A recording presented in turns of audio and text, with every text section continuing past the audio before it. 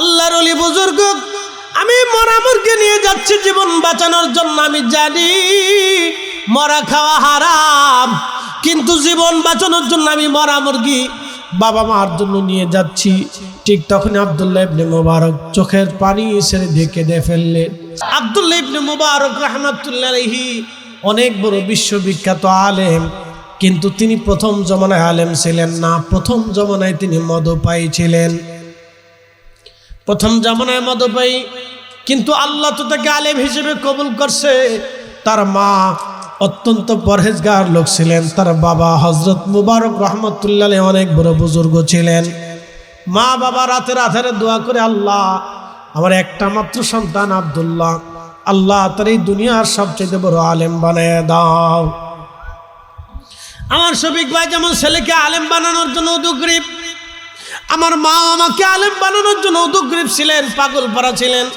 আব্বা ছোটকালে মারা যাওয়ার পরে ওসিয়ত করছিলেন, আমার এই ছোট্ট ছেলেটাকে তুমি আলেম বানাবা, যে কোনো মূল্যে আমার পীরের বাড়ির মাদ্রাসায় তাকে দিবা এবং সেখান থেকে তারা আলেম বানাবা। আমার বাবার ওসিয়ত ভিত্তিক অনুযায়ী আমার মা আমাকে আমাদের দরবারের মাদ্রাসায় ভর্তি করিয়েছিলেন। সেখান থেকে আমার মায়ের ইচ্ছা ছিল আমাকে আলেম বানানো। মা বারে বারে দোয়া করতেন। আমার সেনাবাহিনীর অফিসার পদে চাকরি, চিঠি আসলো, মা বলল না, তোমার বাবার ওসিয়ত ছিল তুমি মাদ্রাসায় পড়বা, আলেম হবা। আমার জীবনের স্বপ্ন তুমি আলেম হবা। মা আমাকে মাদ্রাসায় পাঠিয়ে দিলেন, আলেম হলাম। আল্লাহ আলেম বানায় এই পর্যন্ত আপনাদের সামনে দাঁড়া করাই দিলে, এটাও মায়ের দোয়া। বাবার নেক নিয়ত ছিল, ইচ্ছা ছিল আমার এই ছেলেটাকে আলেম বানানো হবে। আলেম হয়ে গেলাম। হযরত আব্দুল্লাহ ইবনে মুবারকের আব্বা আম্মা সবসময় দোয়া করে, আল্লাহ আমার তো সম্পদের কোনো অভাব নাই, এই তুরস্কের জমিনে আমি একজন জমিদার, আল্লাহ আমার এই সন্তানটাকে তুমি আলেম বানাও। ছেলেটা প্রথম পর্যায়ে মদপায়ী হয়ে গেল। সে সারিন্দা বাজায়া বাজায়া গান গাইতো, আমাদের দেশের যুবকদের মতো হয়ে গেল। কিছু যুবক দেখবেন পয়সা করে হইলে হাফ প্যান্ট পরে রাস্তা দিয়ে আড়ে। ভালো করে শুনে যাবেন, আব্দুল্লাহ ইবনে মুবারক রাহিমাহুল্লাহ প্রত্যেক বছর তুরস্ক থেকে হজের উদ্দেশ্যে আসতেন। তুরস্কে বাড়ি ছিল, সিরিয়া হয়ে মদিনাতে আসবেন, মক্কায় আসবেন হজ করার জন্য রওনা হলেন তিনি। আস্তে আস্তে আস্তে আস্তে এক মুসলিম এলাকা পার হচ্ছিলেন। খাদেমকে বললেন, বেটারে তাবু গারো, সন্ধ্যা হয়েছে, আমরা রাত্রি বিশ্রাম করব, তাহাজ্জুদ নামাজ পড়ব, সকালবেলা ফজরের নামাজ পড়ে আমরা আবার রওনা দিব। হযরত আব্দুল্লাহ ইবনে মুবারক হজে আসার সময়, প্রত্যেক বছরে হজে আসার সময় তিনি অনেক সোনা দানা টাকা পয়সা নিয়ে আসতেন। স্বর্ণের দিরহাম দেনারগুলি তিনি নিয়ে আসতেন, কারণ ওনার আদত ছিল, অভ্যাস ছিল হজে আসার পরে ওই জামানা তো রাস্তাঘাটে হাজিদের টাকা পয়সা চুরি করে নিয়ে যাইতো, ডাকাতি করে নিয়ে যাইতো। ওই জামানা তো মক্কাতে চোর ছিল, হাজিদের মাল সামানা চোরেরা চুরি করে নিয়ে যাইতো।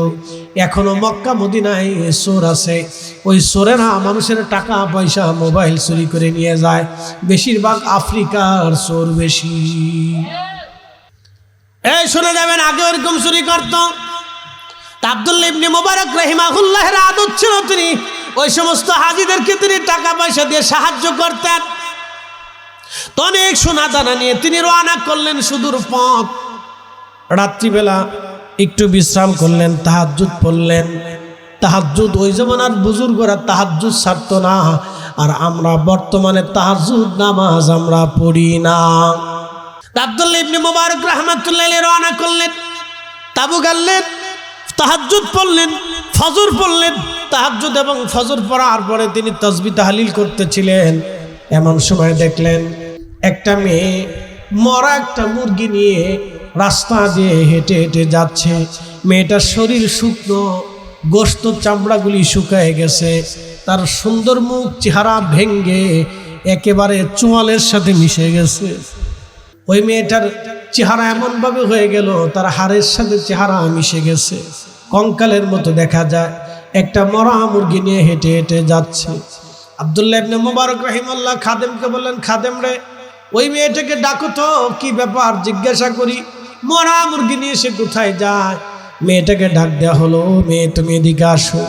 আব্দুল্লাহ ইবনে মুবারক রাহমাতুল্লাহ আলাইহি তোমাকে ডাকতেছেন, দুনিয়ার সবচেয়ে বড় ফকির, দুনিয়ার সবচেয়ে বড় মুফতি তোমাকে ডাকেন। মেয়েটা কাছে আসলো, সালাম দিল। আব্দুল্লাহ ইবনে মুবারক ডাক দিলেন, মা রে তুমি কি মুসলমান? বলে হ্যাঁ হুজুর আমি মুসলমান। তো মুসলমান মা, মরা মুরগি দিয়ে তুমি কি করবা? বলে হুজুর এই মরা মুরগি আমরা রান্না করে তারপরে খাবো। আব্দুল্লাহ ইবনে মুবারক বললেন, মা রে তুমি কি মাসালা জানো না? মরা মুরগি হারাম আমাদের জন্য।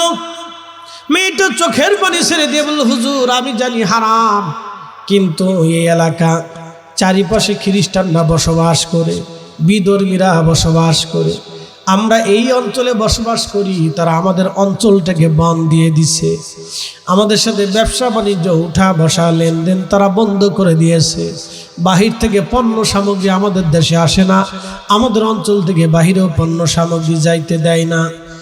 আমরা ক্ষুধার কারণে অভাবের কারণে দুর্বল হয়ে গেছি। হুজুর আমাদের পুরো অঞ্চলে আমাদের কারিয়ার ভিতরে গ্রামের ভিতরে কোনো মুসলমানের ঘরে খাবার নাই। হুজুর আজকে 7 দিন পর্যন্ত কোনো দানা পানি আমার ঘরের মধ্যে যায় নাই। আমার বৃদ্ধ মা এবং বাবা আছে, ছোট একটা ভাই আছে, ভাইটা আজকে বিছানা থেকে উঠতে পারে নাই, আব্বা আম্মা বিছানায় পড়ে গেছে, ক্ষুধার অভাবের কারণে তাদের শরীরে শক্তি নাই, ক্ষুধা সহ্য করতে না পেরে হুজুর আমি সকালবেলা ফজরের নামাজের পরে বের হলাম, দেখি কিছু পাই কিনা। এসে দেখলাম এই মুরগিটা রাস্তার পাশে মরে পড়ে আছে।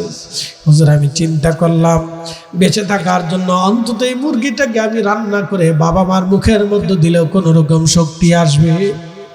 ডাক দেয়া বলেন, খাদেম জিজ্ঞাসা করো এই অঞ্চলে কত মানুষ আছে, সব মানুষদেরকে দাওয়াত দাও, ডাক দাও।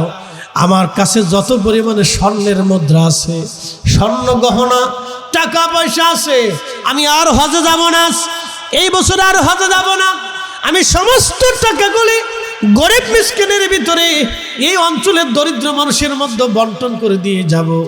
আব্দুল্লাহ ইবনে মুবারকের হজ মক্কায় গেলে আজ হবে না, এখানেই আমি হজ আদায় করে দিয়ে যাব, কারণ আমার মুসলমানরা ক্ষুধার্ত থাকবে।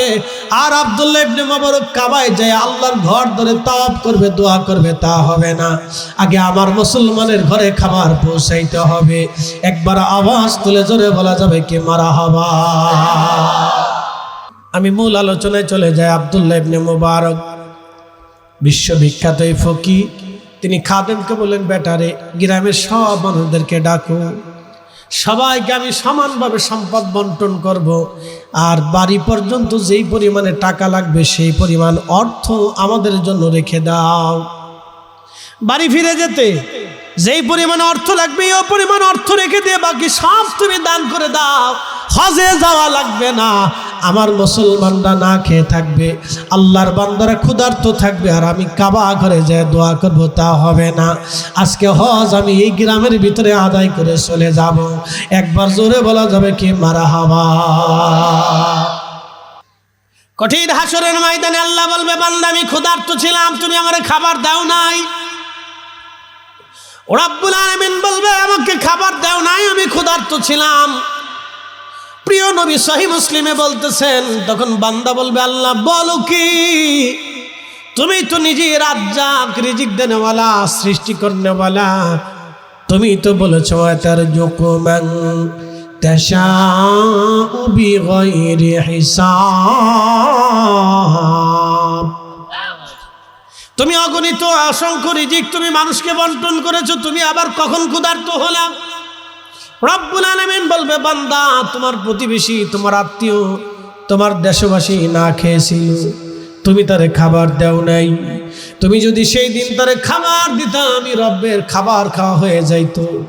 আহা, আল্লাহ বলবে, বান্দা আমি অসুস্থ ছিলাম, তুমি আমার সেবা করো নাই। বান্দা বলবে, রব্বি বলো কি,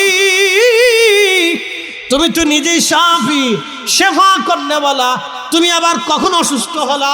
আল্লাহ বলবে, বান্দা তোমার প্রতিবেশীরা, তোমার আত্মীয় স্বজনরা, তোমার এলাকাবাসী, তোমার দেশবাসী টাকার অভাবে চিকিৎসা হতে পারে নাই, ওষুধ খেতে পারে নাই, সেই দিন যদি তুমি তার চিকিৎসা করাইতা, আমি রব্বুল আলামিনের সেবা করা হয়ে যাইতো, চিকিৎসা করা হয়ে যাইতো। বাংলাদেশের সদর হসপিটালে যাবেন, প্রত্যেক জেলা সদর হসপিটালে যা দেখবেন শুধু নোংরা। বাংলাদেশে শত শত যতগুলি সদর হসপিটাল আছে, জেলাবাড়ি, প্রত্যেকটা হসপিটালে যা দেখবেন অনেক রোগী টাকার অভাবে চিকিৎসা করতে পারে না, ওষুধ কিনতে পারে না। আমরা আমার দেশের লক্ষ লক্ষ মানুষেরা হজে যায়, উমরায় যায়, একবার হজ করার পরে আবার যায়, আবার যাওয়ার পরে আবার যায়, বারে বারে বারে বারে যায়, বারে বারে বারে বারে যায়। বলবেন হুজুর এই কথা বলার কারণ কি? এই জন্য বলতেছি, বাংলাদেশে বহু ধনী আছে, বিরাট বড় ধনী, অনেক টাকার মালিক, তারাও গরিব মানুষের জন্য বরাদ্দ করে না। তাও কি বরাদ্দ করে? রমজান আসার পরে একটা লুঙ্গি দেয়, 150 টাকার লুঙ্গি, মাসখানিক পরার পরে বেটা পেশাব করতে বসে নিচতে চারাত করে ফেলে গেছে। মুসল্লি কিভাবে দোজখে যাবে? আল্লাহ ডাক দেবে, হে বান্দা আসো, নামাজ পড়ছো বলে আল্লাহ একক তো কাজা করি নাই। আল্লাহ ডাক দেবে, বান্দা কেন তুমি নামাজ পড়ছো? আল্লাহ তোমাকে খুশি করার জন্য নামাজ পড়ছিলাম। আল্লাহ বলবে, না বান্দা, তুমি মিথ্যা কথা বলেছো, তুমি আমাকে খুশি করার জন্য নামাজ পড়ো নাই, তুমি মানুষকে খুশি করার জন্য নামাজ পড়েছো। তুমি ছিলা ফাওয়াইলুল লিল মুসাল্লিন আল্লাযীনা হুম আন সালাতিহিম সাহুন আল্লাযীনা হুম ইউরাউনা ওয়া ইয়ামনাউনাল মাউন।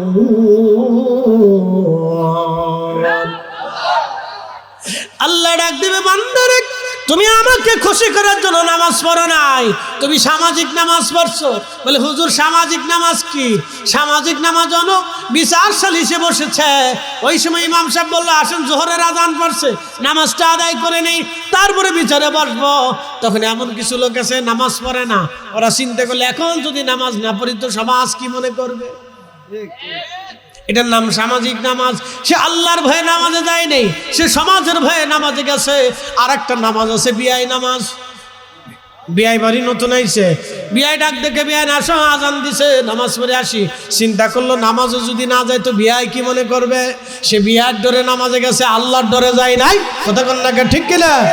আবার কিছু নামাজ আছে রাজনৈতিক নামাজ। সামনে ভোটাভুটি আসতেছে, অপেক্ষা করেন, দেখবেন যে বেটা পেশাব করে পানি নালে এর মাথায় টুপি আছে।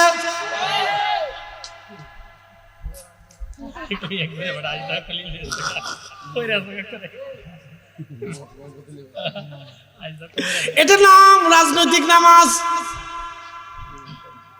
আল্লাহ বলেন, ফাওয়াইলুল লিল মুসাল্লিন আল্লাযীনা হুম আন সালাতিহিম সাহুন।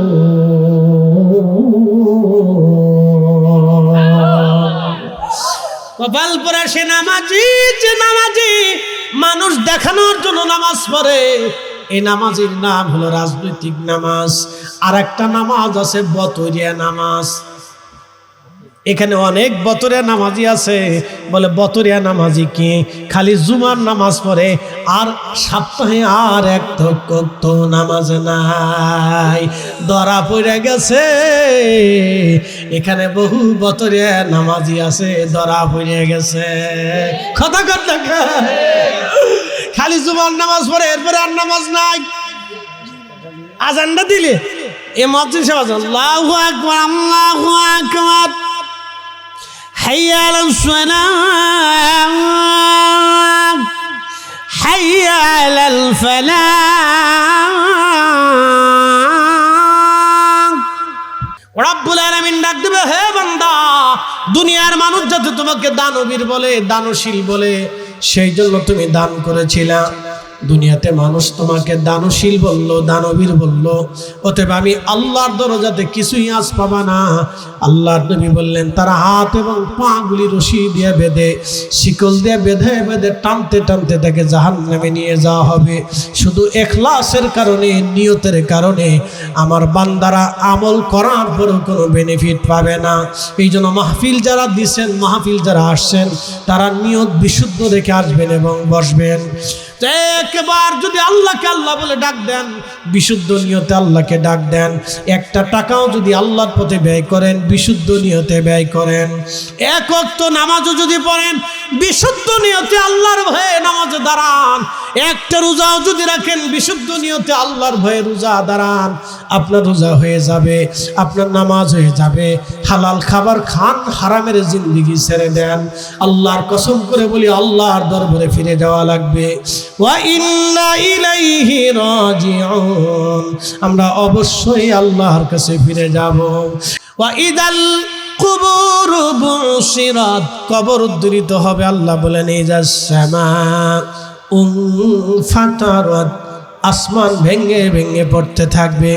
ওয়া ইদাল কাওয়াকিবু তাসারাত, নক্ষত্রগুলি ভেঙে ভেঙে পড়তে থাকবে। ওয়া ইদাল বিহারু ফুজ্জিরাত, সাগর উদ্ধৃত হয়ে যাবে, সাগর জমিনের উপরে আছাড় মারবে। ভালো করে শুনে যান, সাগরের মহাসাগরের ভিতরে একটা ছোট্ট দ্বীপের নাম হলো মালদ্বীপ। 1200 ছোট ছোট দ্বীপ নিয়ে গঠিত একটা দ্বীপ। বাংলাদেশের 2টা একটা গ্রামের সমান একটা দ্বীপ, 3টে 4টে গ্রামের সমান একটা দ্বীপ, একটা ইউনিয়নের সমান একটা দ্বীপ। এইরকম 1200 দ্বীপ দিয়ে একটা ছোট্ট দেশ গঠন করা, দেশের নাম হলো মালদ্বীপ। সাগর থেকে মাত্র 3 হাত উঁচুতে জমিন। শত শত বছরে, হাজার হাজার বছরে জমিনটা মাটির সাথে ডুবে গেল না, সাগরে হারিয়ে গেল না। শত শত বছর ধরে এই জমিনে মানুষের বসবাস। আজ থেকে 400 বছর আগে মালদ্বীপে ইসলাম আসলো। নবীজির তিরোধানের 1000 বছর পরে ইসলাম আসলো মালদ্বীপে। 400 বছর আগে একদিনই এক সময়ে মালদ্বীপের সমস্ত মানুষেরা কালেমা পড়ল। কোরআন তেলাওয়াতের মাধ্যম দিয়া একজন বুজুর্গের হাত ধরে মুসলমানরা কালেমা পড়েছিলেন। ইব্রাহিম ইস্কান্দারি রাহিমাহুল্লাহর হাত ধরে তামাম মালদ্বীপের মুসলমান একদিনে কালেমা পড়েছিলেন তারা। সাগর থেকে মাত্র 3 হাত উঁচুতে জমিন। সাগরে বন্যা হয় না, টর্নেডো হয় না, সাইক্লোন হয় না, ডুবে যায় না। শত শত বছর ধরে কোনো বন্যা নাই, শুধু সুনামির সময়ে, ওই সময় আঘাত করার কারণে 70 জন মানুষ মারা গিয়েছিল। মালদ্বীপের 70 জন মানুষ মারা গেল, এবং ওই সময় 7 ঘন্টা মাত্র পানির নিচে মালদ্বীপ ছিল। বিরিয়ানির ভিতরে রং দেয়, রং বিরিয়ানির ভিতরে রং দেয়। কোন রং জানেননি? যে রং কাপড়ের সাথে ব্যবহার করে সেই রং। এই রং যদি মানবের শরীরের পেটের ভিতরে যায় তাহলে কিডনি নষ্ট হবে, লিভার নষ্ট হয়ে যাবে, রক্তে ক্যান্সার আসবে, তারপরে লাংস নষ্ট হয়ে যাবে, পেটের ভিতরে পীড়া হবে, এই পীড়া সহজে সারবে না, পেটের সমস্যা হয়ে যাবে। বাইজান নানান রোগ মানুষের ধরে, হার্ট ছিদ্র হয়ে যায়, প্রেশার বাড়ে, রক্তের কোলেস্ট্রল বেড়ে যায়, নানান ধরনের রোগ আসে, মাথা ব্যথা হয়, অন্ধত্ব বাড়ে, কানে কম শুনে, ব্রেনের সমস্যা দেয়। রোগী আর রোগী। বাংলাদেশের প্রত্যেক বাজারের মোড়ে মোড়ে ফার্মেসি ব্যবসা খুব ভালো। 3 টাকার ওষুধের দাম 6 টাকা, 12 টাকার ইঞ্জেকশন 1200 টাকা। ওই আসতে ঠিক কোন জোরে বলেন। 120 টাকার ইঞ্জেকশন 1200 টাকায় দেশে বিক্রি হয়। জোরে বলেন। 120 টাকার ইঞ্জেকশন যারা 1200 টাকা বিক্রি করে, ওরাও হজ করে। বলেন হজ হবে? আস্তে কোনকে ডরে ডরে এখন নাকি? জোরে বলেন হজ হবে। জোরে বলেন হজ হবে। ওরাও রোজা রেখে বিরিয়ানি দিয়ে ইফতার করে। ওই বিরিয়ানি দিয়ে ইফতার করলে ইফতার রোজা হবে। বলে কারণ কি? ইফতার করার সময় আমি আপনাদেরকে দাওয়াত করে যদি বলি ভাই শুয়োরের গোশত দিয়ে বিরিয়ানি রাঁধছি, খান, খাবেন? বলে কারণ কি? ভালো করে শুনে যান। মরুভূমির ভিতরে কোনো গাছ নাই, কিন্তু বাংলাদেশের মাটির ভিতরে আপনি কোথাও বীজ ফেলে দিলেন, সাথে সাথে গাছ উঠবে। বিচি ফেলে দিবেন, গাছ হবে। ফসল বোনাবেন, ফসল হয়ে যাবে। এই দেশের প্রত্যেক ইঞ্চি মাটি উর্বর, প্রত্যেক ইঞ্চি মাটি এদেশে উর্বর। ফসল ফালাইতে দেরি হয়, বীজ হতে দেরি হয় না। ফসল বীজ ফলাইতে দেরি হয়, ফসল হতে দেরি হয় না। প্রত্যেক বছরে বাংলাদেশে 3টা সিজন আছে, ফসলের 3টা সিজন হয়। আপনাদের এই ভাটি অঞ্চলগুলিতে একটা সিজন আসে, বছরে একবার ধান হয়। আর আমাদের অঞ্চলে বছরে বছরে 3টা ফসল হয়। বন্ধু খুব মনোযোগ দিবেন। একই জমিনের ভিন্নতা, একই পৃথিবীর ভিতরে এক জায়গা ঠান্ডা আর এক জায়গা গরম। একই দুনিয়াতে এক জায়গা শীত বরফ পড়ে আর এক জায়গা নরমাল। একই পৃথিবীর একটা দেশের মধ্যে 6 ঋতু, পাশে আর একটা দেশে 2 ঋতু। 6 ঋতু পার্শ্ববর্তী দেশে 2 ঋতু। একই পৃথিবী, একই চাঁদ, একই জমিন, একই আসমান, একই সূর্য। বাংলাদেশে যখন ঠান্ডা পড়লো, একই পৃথিবীর সূর্যের নিচে আর এক জায়গায় গরম পড়ে। একসাথে বলবেন না আল্লাহু আকবার? না না হয় না, আরো জোরে বলেন। মক্কাতে গরম, তায়েফে ঠান্ডা। একসাথে বলবেন আল্লাহু আকবার। কোথায় গরম? মক্কায় গরম, তায়েফে ঠান্ডা। শুধু তাই না, বাংলাদেশে যখন গরম, আপনি দার্জিলিং চলে যান তখন ঠান্ডা। প্রচন্ড গরমে বসন্তকালে আমি মাহফিল করতে গেলাম ভারতের শিলিগুড়িতে। মাহফিল করার পরে আমি বললাম আমি দার্জিলিং যাব। তো ভারতের শিলিগুড়ির একজন ড্রাইভার আমাকে দার্জিলিং নিয়ে চলে গেল, শুধু আমি এবং ড্রাইভার। ভারতের এক সরকারি গাড়িতে জিপের মধ্যে করে আমাকে নিয়ে গেল, দার্জিলিং চলে গেলাম। আল্লাহু আকবার। দার্জিলিং এর আপনি যদি পাহাড়ের রাস্তা দেখেন, যাদের হাড় দুর্বল, স্টক করে ফেলবে, এত ভয়ঙ্কর রাস্তা। ওই রাস্তায় সব ড্রাইভার গাড়ি চালাইতে পারে না। ওই রাস্তায় যে সমস্ত ড্রাইভাররা গাড়ি চালায়, ওরা পৃথিবীর শ্রেষ্ঠ ড্রাইভার। পাহাড়ের উপরে কেন আল্লাহ পানি দিলেন? হে ভৈরববাসী, শ্রীনগরবাসী, ভালো করে শুনে যান। পাহাড়ে আল্লাহ পানি দিলেন এই জন্য, যদি পানি না থাকে তাহলে পাহাড়ের মানুষ বসবাস করবে, পাহাড়ি প্রাণীরা থাকবে, ওরা পানি না খেয়ে মারা যাবে। সেই জন্য আমার রব, আমার আল্লাহ পাহাড়ের ভিতরে পানির ব্যবস্থা করে রেখেছেন। একবার জোরে বলা যাবে কি আল্লাহু আকবার। মরুভূমির দেশ সৌদি আরবে যদি যান, মরুভূমির দেশ সৌদি আরবে যদি যান, আপনি যাওয়ার পরে দেখবেন আপনি বিভিন্ন জায়গা কুয়া আছে। এই কুয়ার ভিতর থেকে পানি আসে। মরুভূমির ভিতরেও কুয়া আছে, এই মরুভূমির কুয়ার ভিতর থেকে পানি আসে। আমি গেলাম মালয়েশিয়া একটা জায়গার নাম হচ্ছে মালাক্কায় একটা স্থান ছিল, পাহাড়ি এলাকা। এখানে আল্লাহর কয়েকজন বুজুর্গ বান্দার মাজার আছে। ওইখানে গেলাম, ওইখানে একটা কুয়া আছে, কুয়ার পাশে একটা মসজিদ আছে। এই কুয়ার বয়স 600 বছর। 600 বছর আগে কুয়া বানানো হয়েছিল পাহাড়ের ভিতরে। সেই পাথরি পাহাড়ের নিদর্শন এখনো আছে, কুয়ার ভিতর থেকে পানি আসে। 600 বছরে কুয়া বন্ধ হয় নাই। আমি গেলাম মালদ্বীপে আল্লাহর ওলি ইব্রাহিম ইস্কান্দারি রাহিমাহুল্লাহর মাজার জিয়ারত করতে গেলাম। ওনার মাজারের পাশে একটা কুয়া আছে, অন্তত কয়েকশো হাত দূরেই হলো সাগর। এই সাগরের পাশে একটা কুয়া, সাগরের পানি লুনা কিন্তু কুয়ার পানি মিষ্টি। এক লগে 12টা পাগল হসপিটালে নিয়ে গেছে, ডাক্তারের কাছে ধরে নিয়ে গেছে। যাওয়ার পরে ডাক্তার ওয়াশ করে বের করতেছে। একটা ছিল খুব শক্তিশালী, তার আর ধরা যায় নাই। ওই করছে কি, হসপিটাল থেকে ছুটে নার্সদের কাছ থেকে ছুটে যাইয়া হসপিটালের সামনে যা লুঙ্গিটা টাইন্দে খুলে মাথার মধ্যে বাইন্দে কয়, আমি এদেশে ঈদের নামাজ পড়াইতেছি। আল্লাহু আকবার। এ ভৈরববাসী, মনোযোগ দিয়ে শুনে যাবেন। আমার রব কুরআনুল কারীমের ভিতরে বলেন, লা ইন শাকারতুম, আমার শুকর আদায় করো, লাযিদান্নাকুম, তোমার নিয়ামত বেড়ে যাবে। ওয়ালা ইন কাফারতুম, যদি নাফরমানি করো, যদি বেঈমানি করো, যদি অকৃতজ্ঞ হও, ইন্না আযাবি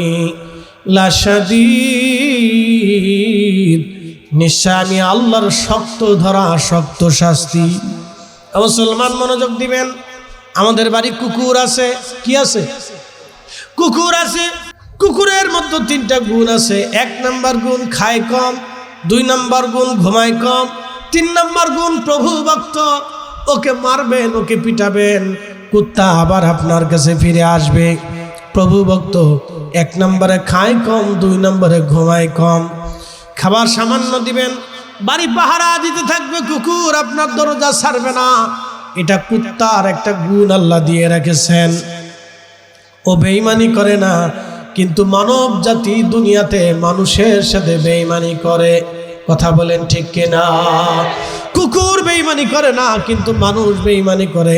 কুত্তা বেঈমানি করে না, কিন্তু মানুষ বেঈমানি করে। মানুষ বড় অকৃতজ্ঞ, মানুষ বড় নাফরমান, মানুষ বড় বেঈমান, মানুষ অকৃতজ্ঞ হয়। মানুষ বেঈমানি করে, মানুষ নাফরমানি করে, মানুষ বেঈমানি করে। আল্লাহর নবী বলেন, আমার উম্মত, বন্ধু আমার আর লম্বা বাড়াবো না, তারাবির নামাজ ইমামের পিছনে পড়া যাবে কিনা? অবশ্যই পড়বেন। জামাতের সাথে তারাবির নামাজ আপনারা পড়বেন, ইমাম সবকে নিয়ে জামাতে পড়বেন। এটা খোলাফায়ে রাশিদের সুন্নত। হযরত ওমর রাদিয়াল্লাহু আনহুর জামানাতে হযরত ওমর মসজিদে নববীতে ঢুকলেন। মসজিদে নববীতে ঢোকার পরে দেখলেন মুসল্লিরা বিভিন্ন জায়গায় আলাদা আলাদা করে যার যার মতো নামাজ পড়ে। হযরত ওমর মহিলারা না, মহিলারা তারাবির নামাজ ইমামের পিছনে পড়তে যাবেন না, এই ফিতনা চালু করেন না, বাড়িতে গরু কেটেই বালা। আমি সুবিধাবাদী ফতোয়া দেব না, হযরত ওমর যেইভাবে দিয়ে গেছে আমি ওইভাবে দিব, বাহিরে দেওয়ার কোনো সুযোগ নেই। তা আপনার বাপ হন আর চাচা হন, আমার পিসাব হন, ও দেখার টাইম নাই, এগুলো আমি দেখি না। কারণ কোরআন সুন্নাহ আমাদের ব্যক্তিগত মতে চলে না, এটা খুলাফায়ে রাশিদ সাহাবে আজমিন আল্লাহর নবী আল্লাহর কোরআনের ভিত্তিতে চলবে। কথা কোন ঠিক কিনা? তো হযরত ওমর যেইভাবে দিছে আমরা সেইভাবে দিছি। তারাবির নামাজেও না, ঈদের নামাজেও না, জুমার নামাজেও না, 5 ওয়াক্ত নামাজেও না, মহিলারা জামাতে আসবে না। হযরত ওমর ওই জমানার সমস্ত সাহাবায়ে কেরামের ইজমা ভিত্তিক সিদ্ধান্ত হয়েছে, সমস্ত সাহাবীরা রায় দিছে, হ্যাঁ ফিতনার জমানা আসতেছে।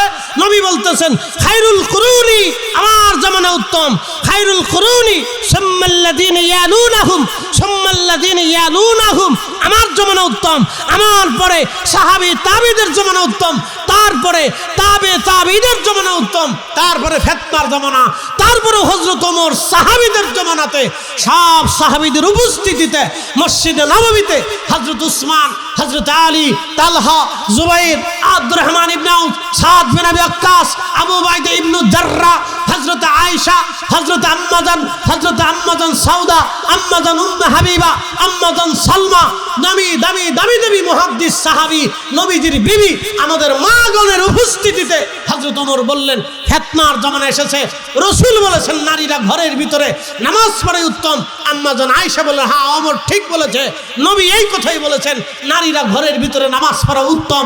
অতএব আমি ওমর সাহাবায়ে কেরামের উপস্থিতিতে তোমাদের জন্য আজকে থেকে নিষিদ্ধ করলাম, তোমরা নারীরা ঘরের ভিতরে নামাজ পড়বে। একসাথে বলবেন আল্লাহু আকবার। এখন প্রশ্ন করবেন যে হুজুর নারীরা বাজার করে, নারীরা মার্কেট করে, নারীরা মার্কেট করে শরীয়তের ভিত্তিতে না, নারীরা মার্কেট করে জীবনের প্রয়োজনে।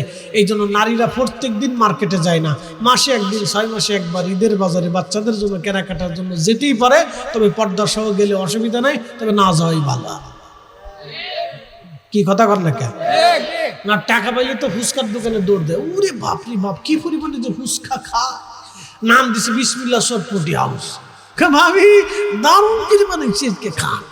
এরপরে খাইতে খাইতে পরে আসার সময় ফার্মেসি থেকে ভাই ওষুধ দেন, বলে কি সার্জেল মেরে দেন, ফুচকা। নারীরা ঘরে বের হবে না, ফুচকার দোকানে যাবে না, যেখানে সেখানে যত্র হাঁটবে না, আল্লাহ হারাম করে দিয়েছে। আল্লাহ আমাদেরকে মানার তৌফিক দান করুন, সকলে বলেন আমিন। বাইরে যারা আছেন সবাই ভিতরে আসেন, একসাথে আওয়াজ দিয়ে বলেন তো আল্লাহু আকবার। না হাত উঁচা করে বলেন নারে তাকবীর, নারে রিসালাত, সুন্নাত ওয়াল জামাত। নবী ওলি যেখানে, নারে তাকবীর। হিসাব সহজ, আসেন জবান খুলে নেন, একটু জিকির করেন ইসমে জাদ আল্লাহ আল্লাহ আল্লাহ আল্লাহ আল্লাহ আল্লাহ আল্লাহ আল্লাহ আল্লাহ আল্লাহ আল্লাহ আল্লাহ আল্লাহ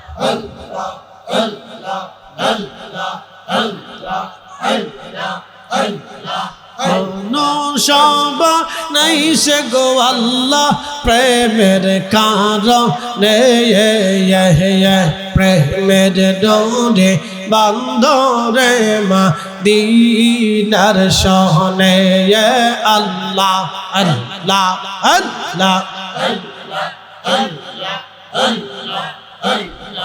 হাবিবকে পাঠাইছে গো আল্লাহ প্রেমের কারণে প্রেমের ডোরে বান্ধরে মদিনার শহরে আল্লাহ আল্লাহ আল্লাহ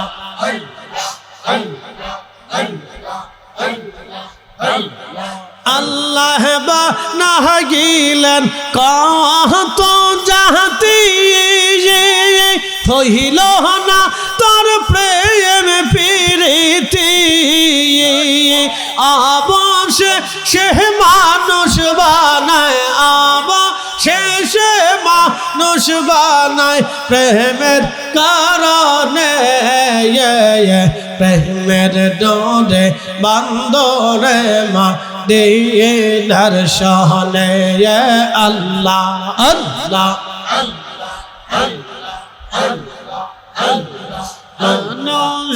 বানাইছে গো আল্লাহ প্রেমের কারণে মানুষ বানাইছে গো আল্লাহ প্রেমের কারণে প্রেমের ডোরে বান্ধরে মদিনার শহরে আল্লাহ আল্লাহ আল্লাহ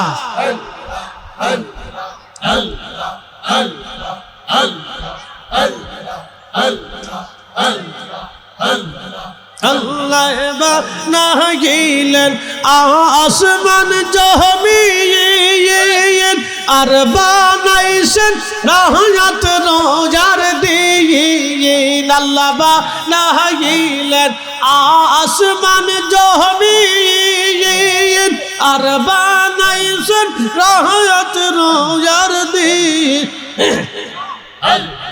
হাবিবকে পাঠাইছে গো আল্লাহ হাবিবকে পাঠাইছে গো আল্লাহ প্রেমের কারণে প্রেমের ডোরে বান্ধরে মদিনার শহরে আল্লাহ আল্লাহ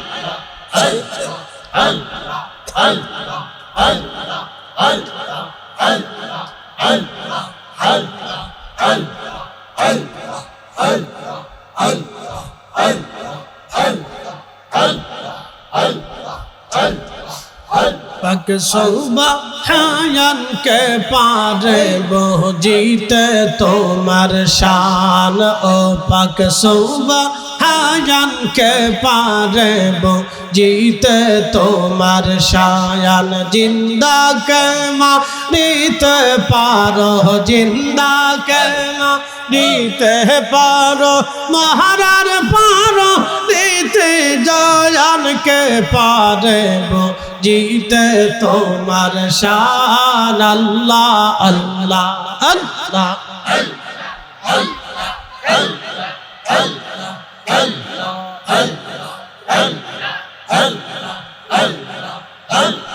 তোমার দস্ত হাবিবুল্লাহ আগে তার বানাইয়া নূরের রূপে তৈয়ার করে রাখছো তার লুকাইয়া তোমার দস্ত হাবিবুল্লাহ আগে তার বানাইয়া নূরের রূপে তৈয়ার করে রাখছো তার লুকাইয়া পাক সুবহান কে পারে জিতে তোমার শান আল্লাহ আল্লাহ আল্লাহ আল্লাহ জিন্দা কে মারিতে পারো জিন্দা কে মারিতে পারো মহারার পারো দিতে জায়ান কে কে পারব জিতে তোমার শান আল্লাহ আল্লাহ আল্লাহ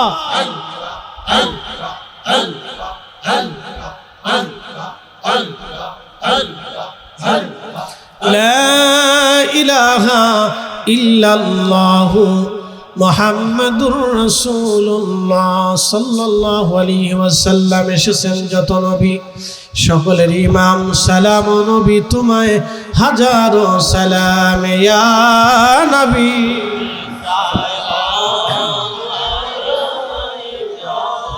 ইয়া রাসূল ইয়া হাবিব সালাম আলাইকা সালাম ইয়া রাসূলুল্লাহ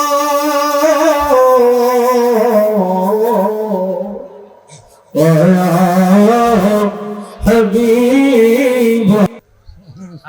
জোরে কর। কুত্তার গোশত গোশত, শুয়োরের গোশত গোশত, খাসির গোশত গোশত।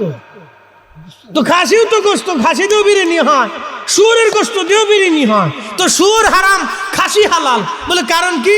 শুয়োর আল্লাহ হারাম করছে, খাসি আল্লাহ হারাম করে নাই। কথা কন না কেন? ঠিক কিনা? তো খাসির গোশত দিয়ে বিরিয়ানি রান্না করলে আপনি মজা দিয়ে বিসমিল্লাহ বলে খাচ্ছেন, কিন্তু শুয়োরের গোশত আপনি ফাঁকি মাথায় দিয়া, জুব্বা গায়ে দিয়া, এরপরে বিসমিল্লাহ করিয়া ওযু করিয়া গোসল করে যদি খান তাও হারাম। কথা কন না কেন? ঠিক কিনা? তো শুয়োরের গোশত দিয়ে যারা ইফতার করলো তাদের রোজা হলো না, তো সুদের টাকার ঘুষের টাকা অন্যের টাকা মেরে দিয়া 120 টাকার ইঞ্জেকশন 1200 টাকা বিক্রি করে যারা ওই টাকা দিয়ে খাসির গোশত করে দিয়া বিরিয়ানি রান্না করে খায়, ওদের রোজা, নামাজ, জিকির ফিকির, হজ কিচ্ছু আদায় হয় না। কথা করে ভয় পেয়েছেন? ডরাইতেছেন মনে? ফতোয়া তো আমি দিছি, আপনারা তো দেন নাই। আপনারা খালি পেয়েছেন ঠিক বলে, ঠিক কটা এটার সাক্ষ্য কিয়ামতের ময়দানে আল্লাহ বলবেন যে হুজুর ওয়াজ করছিল ফরিদি সাহেব, আমরা ঠিক কইয়া তোমার পক্ষে সাক্ষ্য দিছিলাম, আল্লাহ মাফ করে দাও।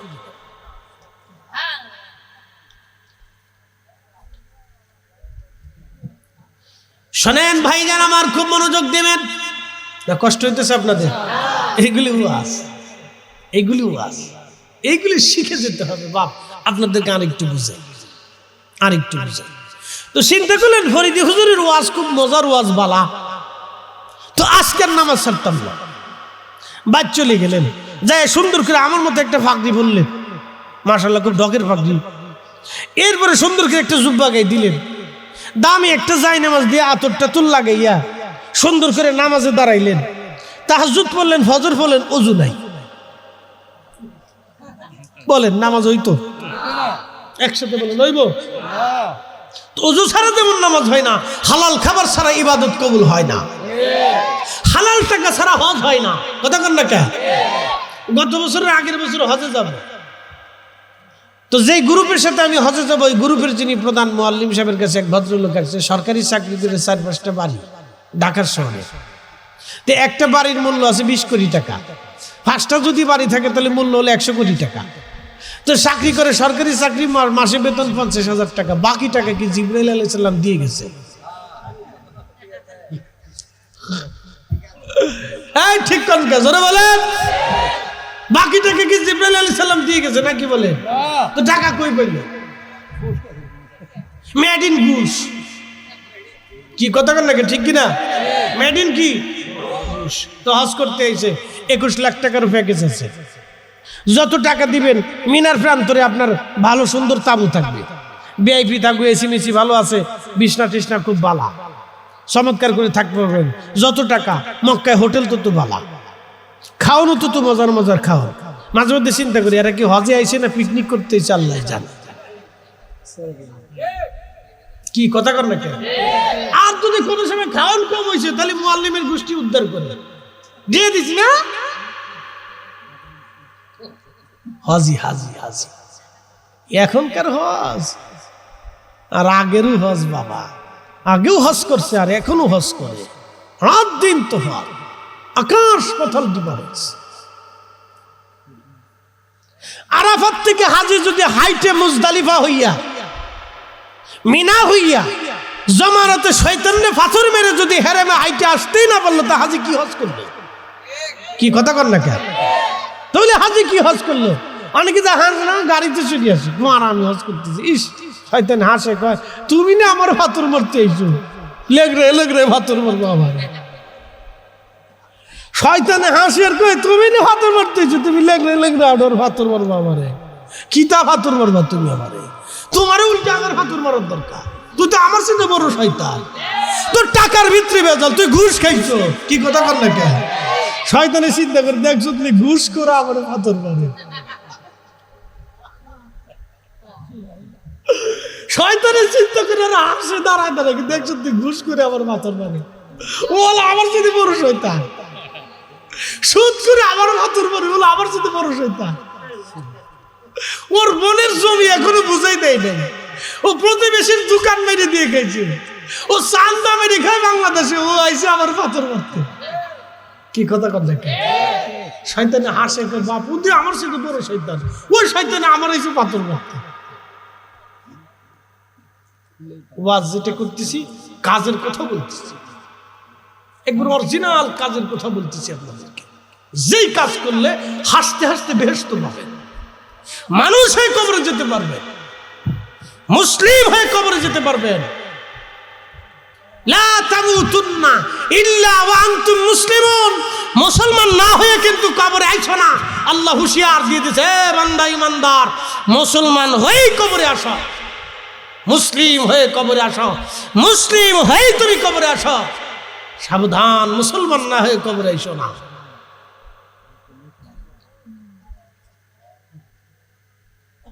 আল্লাহ হুঁশিয়ার করে দিয়েছে, মুসলমান হয়ে কবরে আসো। জামারাতে শয়তানরে যখন হাজি পাথর মারে তখন শয়তান দূরে দূরে হাসে, সুদ করে হাজির দিকে তাকে, হারে সুদ করে তুই আমার পাথর মারস, তুই তো বড় শয়তান। কি কথা ঠিক আছে? শয়তানে দূরে দাঁড়ায় দাঁড়ায় হাসে, তুই লো বড় শয়তান, তুই আইছো তো আমার পাথর মারতে, শতান কোথাকার।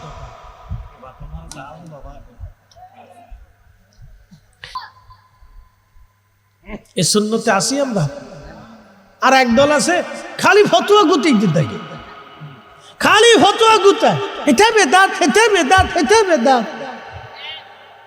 এই আসতে কোন কে জোরে বলে? মিলাদের তাবারক বেদাত, জিলাপি বেদাত, বিরিয়ানি বেদাত, তুই এত কিছু বেদাত হলে খালি তুমি খাবা আর আমরা খালি বেদোষ হয়ে যাবে, কারণটা?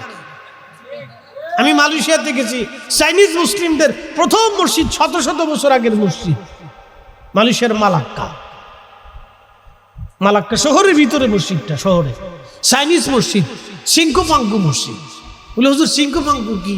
চাইনিজরা দেখবেন সুন্দর এই চিঙ্কুপাঙ্কু বাড়ি বানায়, ওরকম মসজিদও ঠিক ওই, কিন্তু মসজিদের বাহিরে একটা মিনারা আছে, বিরাট বড় মিনারা, শত শত বছর ধরে মিনারাতে দাঁড়ায় আজান দিত। এত বেদাত তালাশ করেন, মসজিদের ভিতরে মাইক আসার পরে মসজিদের ভিতরে দাঁড়ায় আজান দেন, লজ্জা করে না? নবীর কোন সাহাবী মসজিদের ভিতরে আজান দেয় নাই। আমি তায়েফে যাইয়া মসজিদে আলী দেখেছি, এই মসজিদের পাশে বিরাট বড় মিনারা, সেই মিনারাতে মুসলমানরা আজান দিত। 1400 বছর ধরে মিনারে আজান দিছে। মদিনাতুল মসজিদে মুনাওয়ারাতে নবীর মসজিদে হযরত বেলাল রাদিয়াল্লাহু তাআলা আনহু বনু নাজ্জার গোত্রের এক মহিলার ঘরের ছাদের উপরে দাঁড়িয়ে আজান দিতেন। সেই ছাদের উপরে দাঁড়িয়ে হযরত বেলাল আজান দিতেন। সেটা এখনো মসজিদে নববীতে সংরক্ষণ করে রাখা হয়েছে। নবীর মসজিদের মুয়াজ্জিনরা এখনো সেই টিলার উপরে, সেই ছাদের উপরে দাঁড়া আজান দেয়। একসাথে বলবেন আল্লাহু আকবার। মালদ্বীপের সেই 400 বছর আগের মসজিদ এখনো আছে। ইব্রাহিম ইস্কান্দারি যে মসজিদ নির্মাণ করেছিলেন, সেই মসজিদের মিনারে এখনো আছে। ওই মিনারে দাঁড়ায় মুসলমানরা আজান দিত। আপনাদের কি ইতিহাস থেকে দেখা থেকে জানাইলাম। এখন আমরা মাইক পেয়ে সুবিধা পেয়ে মসজিদের ভিতরে হান দেখছি। এই বেদাত তালাশ করে পান না, খালি নবীর মিলাদ দুরুদ আর খাওন খাওয়াইলে তখন বেদাতের তবকা আসে। আমরা এই সমস্ত আজারে ফতোয়া মানি না। কথা বলেন না কেন? ঠিক না বেঠে? দুর্বল মারছেন নি আপনারা? ক্ষুধা লাগছে না? কেবল রাত 1টা বাজে, আর একটু চলুক না। কথা কেন চলতো নি? 1 ঘন্টা হয়েছে। একসাথে বলেন আল্লাহু আকবার। না, জবান ছেড়ে দেখুন আল্লাহু আকবার। আমি জানি ভৈরবের মানুষের যত রাত হয় তত এশক বাড়ে। 11 সন্ধ্যার সময় খুঁজে পাওয়া যায় না। বাদাসাতেও থাকে না, যেমন আস্তে আস্তে যায়। বাড়িতে খাওয়া দাওয়া করি একবার হারিকেন ধরে, তারপরে আস্তে আস্তে আসে। এক এক এলাকার এক এক সিস্টেম। আবার আমাদের এলাকায় রাত 11টার পর আর মুসল্লি পাবেন না, সব বুজুর্গ মুসল্লি। আর এত রাত্রে আসবে দরকার নেই, যাই গিয়ে এক এক এলাকার সিস্টেম। জামালপুরে যাবেন, এরাও এরকম রাত্রিবেলা হারিকেন ধরে পান টান খাইতে খাইতে এরপরে আস্তে আস্তে আহে যায়। এক এক এলাকার এক এক সিস্টেম আর কি। তা আপনাদের এলাকায় এক সিস্টেম, আবার আরেকটু দূরে গেলে আর এক সিস্টেম, এইরকমই আর কি, এলাকা ভিত্তিক সিস্টেম। আবার সিলেটে চলে গেলে জোহরের নামাজের পরে দেখবেন লোক বসে নিচে, জোহরের পরে ওয়াজ শোনে, মাগরিবের পরে শোনে, এশার পরে শোনে, বাদ জোহর মাহফিল একসাথে। আবার জোরে বলেন আল্লাহু আকবার। চলি ঘরে ঘরে মিলাদ চলবে না? ভয়ে ভয়ে বলেন না, জোরে বলেন চলবে। কোরআন খতম চলবে, দোয়া চলবে, খাওন দাওন চলতো নি, তাবারক চলবো নি। ওই চাইনিজ মসজিদে গেছি, যাই দেখি বিরাট বড় বড় ডেক। আমি বললাম কি ব্যাপার, আটটুসির মতো এত বড় বড় ডেক কে?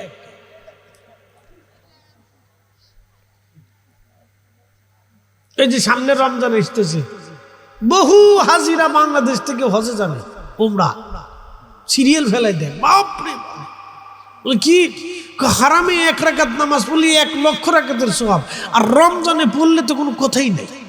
কত সওয়াব, অনেক সওয়াব, বহুত ফায়দা। এই বহুত ফায়দার জন্য বহু হাজি রমজানে হারাম শরীফে যাইয়া 1.5, 2, 3, 4, 5 লক্ষ টাকা খরচ করে। কিন্তু বাড়ির পাশে ক্ষুধার্ত মানুষের ইফতার খাওয়ার জন্য মুড়ি সাবাইয়া, কদ্দুর আখের গুড় দিয়ে শরবত বানিয়ে মুড়ি সাবাই ইফতার করে, পাতলা খিচুড়ি, নরম ঢেল ঢেলে খিচুড়ি রান্না করে ইফতার করে। বাংলাদেশের বহু নারী আছে, বহু পুরুষ আছে, কথা কর না কে? এই বেলায় তাদের বাড়ি ইফতার ফাটাবে না, এত সোয়াবের জন্য কাবা শরীফে যে সোয়াব তালাশ করতেছে।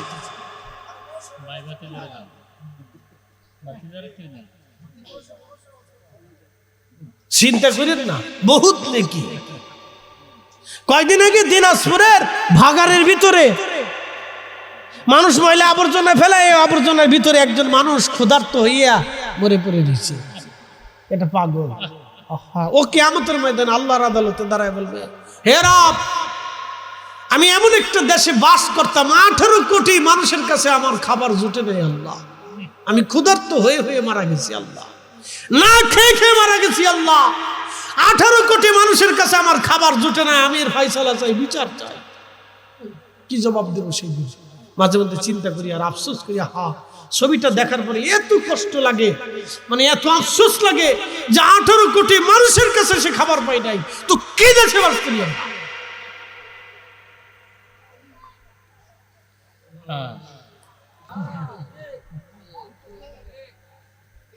এই পোলাপান ঘুমাই গেছ তুমি? কথা কনা ঠিক নেবে ঠিক? তাহলে এটা কি যাকাত না ফাজলিমি? ফাজলিমি মাইকের করে বিশিষ্ট দানবীর সমাজ সেবক অমুক ব্যক্তিত্ব জনাবে হাজী সাহেব সবাইকে দান করবে। সবাই দিতে গেছে 150 টাকার লুঙ্গি, মেডিকেলের কাপড় দেয় 200 টাকার কাপড়। এই সমস্ত ফাজলিমি করার কোনো অর্থ আছে? শয়তানের দূরে দূরে হাসে, দাঁড়ায় দাঁড়ায় হাসে, বাপ আমি এরকম সিটারি করিনি, আমি এরকম সিটারি করিনি, এরা যদ্দূর সিটারি করে। যাকাত দিলে দেওয়ার মতো দিতে হবে, কথা কন না কেন? ঠিক কিনা? আমি যেই লুঙ্গি পরি ঠিক ওই একই লুঙ্গি দিতে হবে, আমি যেই কাপড় গায়ে দিই সেই একই রকম কাপড় দিতে হবে, আমি যেই চালের ভাত খাই ওই চালই তোমাকে দিতে হবে। কি কথা কন না কেন? যত নিম্নমানের চাল ভিতরে কেরা কেরা লেগে গেছে, ওই ভাত রান্নাগুলি তিতে তিতে লাগে, এই চাল বরাদ্দ করে যাকাতের জন্য শতান টাকা। কষ্ট হইতেছে আপনাদের? ওয়াজ করলে কি লাভ, শুনলে কি লাভ? লাভ হবে তার আমলে, আমলেও লাভ হবে না নবী প্রেম না থাকলে দিলে, নবী প্রেম থাকলে দিলে লাভ হবে কম আমলে। সুপারিশ করবে নবী রোজ হাসরের ময়দানে, জ্ঞানী যারা বুঝে তারা শুধু ইশারায়, নাদানেরে বুঝাইতে পারে আছে কে কোথায়। জ্ঞানীর মতো জ্ঞানী হলে অল্প কথাই বুঝে, কচুর মতো কচু হলে অল্প জালে সিজে লা ইলাহা ইল্লাল্লাহ লা ইলাহা লা ইলাহা حسبي ربي جل الله ما في قلبي غير نور محمد বলি নূর মুহাম্মদ বলি লা ইলাহা ইল্লাল্লাহ লা ইলাহা লা ইলাহা ইল্লাল্লাহ মুহাম্মাদুর রাসূলুল্লাহ সাল্লাল্লাহু আলাইহি ওয়াসাল্লাম। কিয়ামতের ময়দানে আল্লাহ শুনে যান, কিয়ামতের ময়দানে মুসল্লি দোজখে চলে যাবে। আমার দিকে তাকান, কে দোজখে যাবে? গোসলে যাই, গোসল টোসল করিয়ে আলমারি থেকে ভালো একটা ফানজামি গাই দিব, ফানজামি গাই দিয়ে সুন্দর করে একটা সেন্ট দিয়ে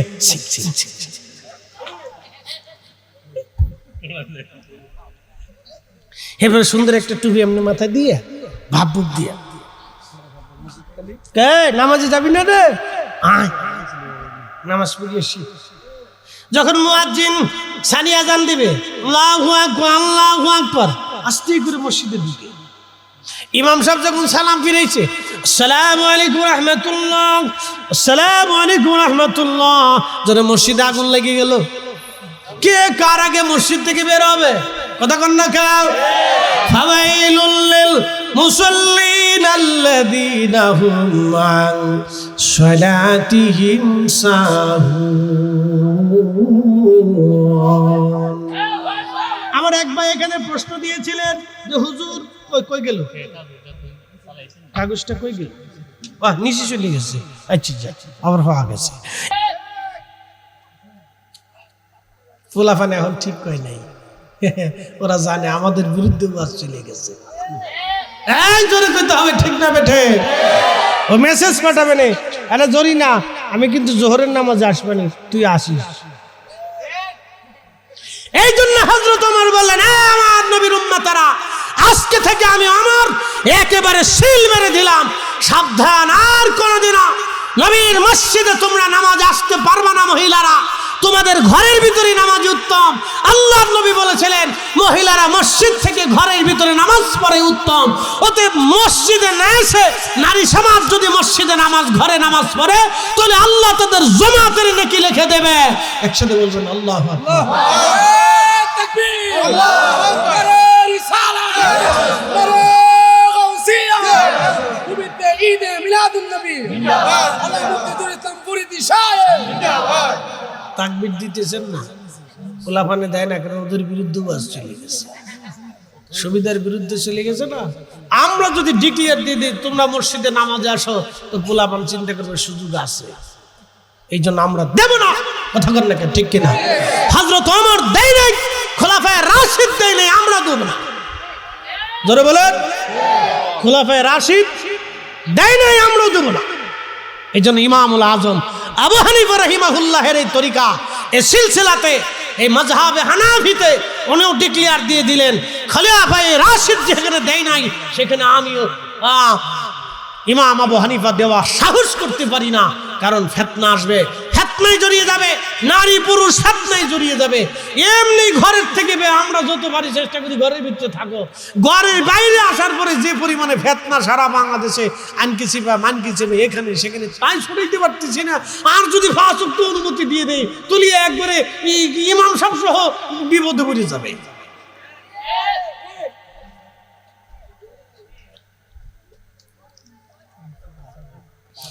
যে বেটা বউ থেকে বিদেশে গেছে সে চিন্তা করবে আল্লাহ আমার বউর নামাজ পড়ার দরকার নেই, তুমি ঘরের ভিতরেই দাও।